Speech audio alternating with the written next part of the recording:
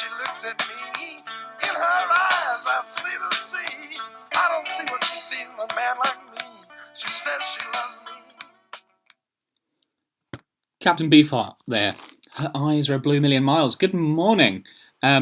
So, you all did some wonderful writing, and now you're thinking, how do I make it even better?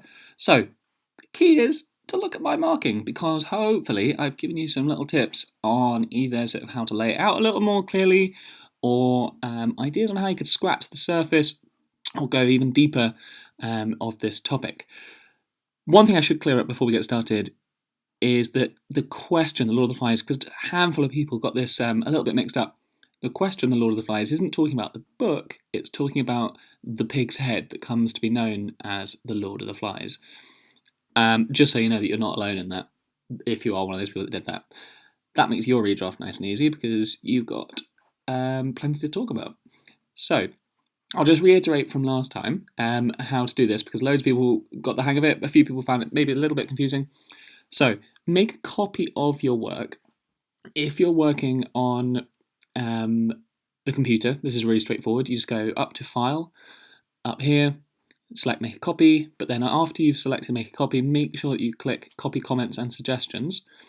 That way you get a copy like this, and you can write your new answer in blue underneath the old answer.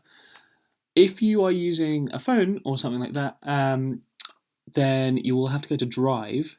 Either get the app or go to the website drive.google.com. There you will have an option to, if you hold down on the file itself, if you select the file without opening it, you'll get an option to make a copy. So that's the other way of doing it if you're on a phone. Right. So then you will upload it here in today's piece of work, so that I can just have a little look over it, see if you've made improvements. Okay, so feedback. Things that we could do generally. Really make sure that you find a quote for every single paragraph. You should be thinking of at least one quote per paragraph, and that will give you so much more to talk about if you find that quote. You can zoom in on some of the words. It'll make your answer much stronger. You'll be supporting your point. But also, rather than just talking sort of generally gesturing in the direction of the boys behaving badly, you can give an example of the boys behaving badly, or you can give an example of how gross and gory the pig's head is, or how sinister and intimidating it is. You can give an example, and you can talk about, well, you see, the reason I'm talking about it being intimidating and sinister is, well, just look at it. Look at the way that it's described just there. Who wouldn't feel intimidated by a pig's head that's sort of grinning at you?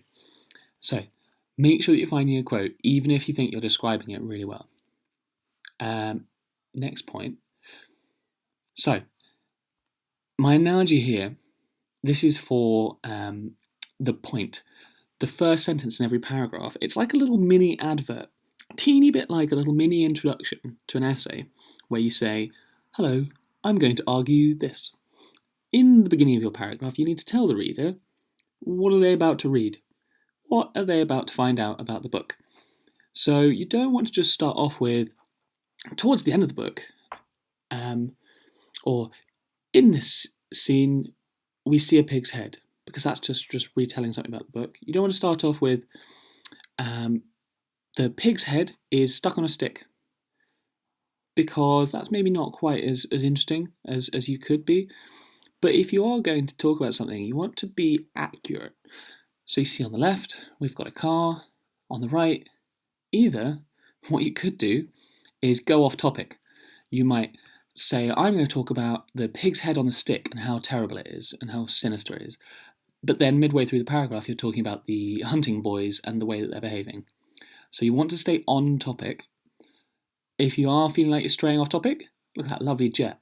That would be great in another paragraph. It's fine, you just make a new paragraph. And then, the other danger is that what you promised doesn't quite live up to what happens. Maybe you say that you're going to talk about how sinister and intimidating the pig is, but then you don't actually offer any quotes, or you don't fully explain it or explore it. So, try to be really clear about what you're going to talk about in each paragraph so that we don't go off topic. Okay, so at this stage, off you go to do your redraft. Then when you do that, you're going to be thinking, how do I write my answer underneath? So you've copied it, you've got all the comments on the right, comments that you can remember, respond to. You can answer them underneath here. A bit like writing in your margins, that would give you some ideas, maybe just type a few notes to yourself, think about what you're going to improve. Then when you are redrafting, really make sure that you aren't just copying and pasting the whole thing underneath and changing 2 words, because that's not going to be that much of a beneficial way to spend your time. As you can see, I was quite late marking these, so it would be lovely to see people putting effort into improving them. So make sure that you're thinking about the questions that are given to you and thinking, okay, if I wanted to incorporate an answer to that into this paragraph, how would I change it? And it won't take you that long. It won't take you that much longer just to think about how you can actually change it. Editing is a really powerful process, and you can do it quite easily with the computer. So, answer your question underneath here in blue. You just go redraft, change the colour to blue, off you go. Okay? Right. Off you go and do that. Whilst you're doing that, just pause the video.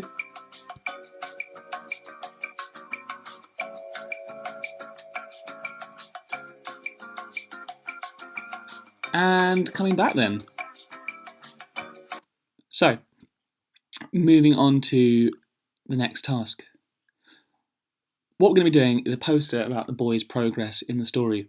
It's not really a Cinderella story though, is it? They haven't become the wonderful belle of the ball.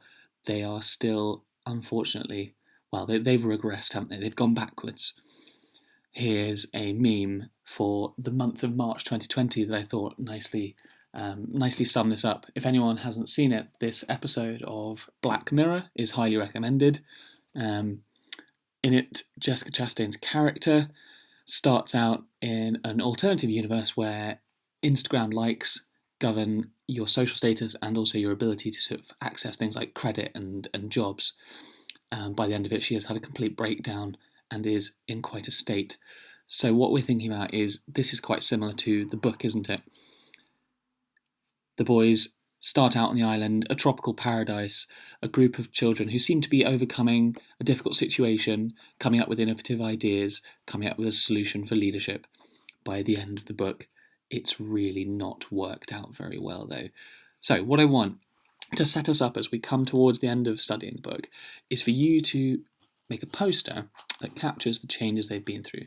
So on one side of the poster, you might want to just split it down the middle, or if you're doing some other format, you do sort of maybe one slide and then another slide, or if you're doing a document, you just have one page and then another page. Have before chapter 1 and then after, towards the end of the book, let's think maybe chapter 9 onwards, perhaps you'd have them hunting Ralph onto the beach. Perhaps you would have the death of Piggy, the death of Simon. Might be, perhaps if you did an overarching view of the island, you could have a site that marks where all of them have died, tragically.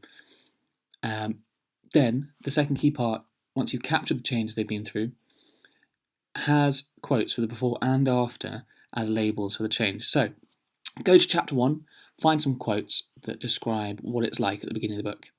Then, go to chapter 9 onwards, and use those to label the final part. So at the beginning, you might be labelling things like when they go up the mountain and look at the wonderful view. You might be labelling the decisions that they're making. Perhaps you'd be labelling Ralph sort of swimming in the water, having what is actually quite a nice time. At the end of the book, I'm sure you'll be able to find some quotes that describe some of the gruesome and horrible things that they do. Okay, so 32 tasks, you've done your redraft, and now off you go and do a poster. It might take you a bit longer than the lesson, but if it does, feel free to continue it in independent study. Have a lovely day.